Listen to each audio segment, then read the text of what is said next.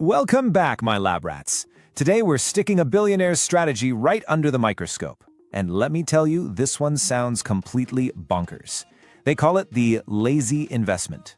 We're about to dissect, piece by piece, how Zeroda's Nithin Kamath built a financial juggernaut by, get this, rejecting the whole frantic, caffeine-fueled pace of the startup world.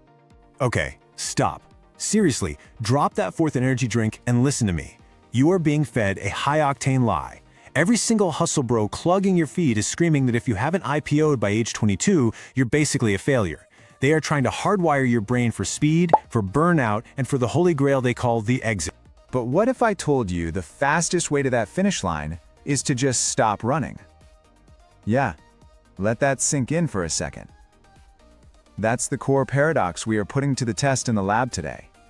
Now, before we sequence the very genome of this insane strategy, you've got to join my official crew of lab rats. Go on, smash that subscribe button, electrify the like button, and drop a comment with the word patient down below if you are so done with the hustle culture hamster wheel.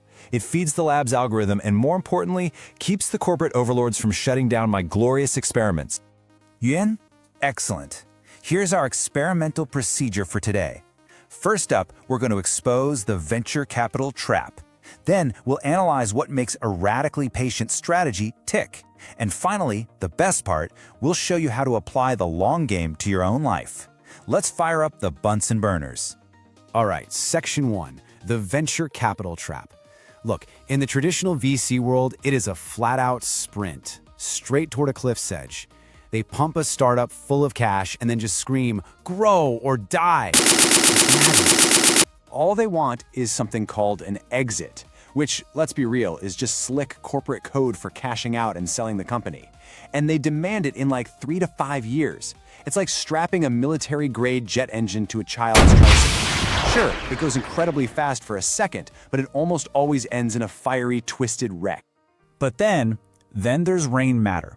This is the investment arm of Zeroda, and its founder, Nithin Kamath, he basically took the old rulebook and chucked it into a high-temperature incinerator. See, they don't use other people's money. They only use their own profits. And that one single variable, well, it changes the entire equation. And this, my friends, is where the formula gets genius.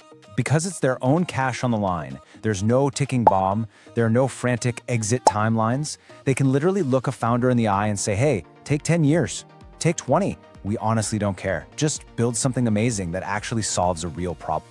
This right here is the active ingredient in our whole experiment. It's called patient capital.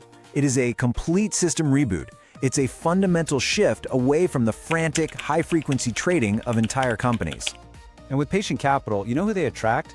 The real geniuses. The ones trying to solve massive problems like climate change or healthcare. Not the next silly app that promises to drone deliver a single organic avocado to your apartment in under 4 minutes. And because these founders aren't constantly pressured to look pretty for the next funding round, they actually make smarter, more sustainable decisions. You end up building this amazing network of loyal partners who aren't being forced into desperate, trashy, short-term moves. And that just perfectly illustrates the difference, doesn't it? They are not looking for the fastest exit. They're looking for the strongest foundation. It's the difference between doing business in a calm Zen garden versus a chaotic war zone. So, you're probably wondering, okay, Crash, that's great for billionaires, but how do I use this? Ah, my fellow lab rats, let's move to the final and most important phase of our experiment, personal application. Let's be brutally honest for a second. Most of us are treating our own lives like really bad venture capitalists. You hit the gym for 3 days, you don't magically see a six-pack, so you liquidate the asset. You quit.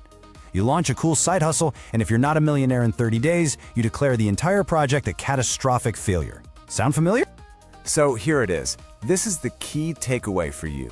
If you learn one thing today, let it be this. Stop checking the scoreboard every single day. You need to start treating your time, your energy, and your money like patient capital. Things like your health, your skills, your relationships, these are not quarterly earnings reports, okay? They are long-game investments.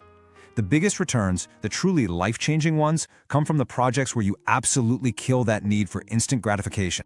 Because when you stop obsessing over the exit, the quick win, the immediate result, that's when you actually start building something that lasts. That is the fundamental truth of this entire strategy, whether we're talking about business or just your life.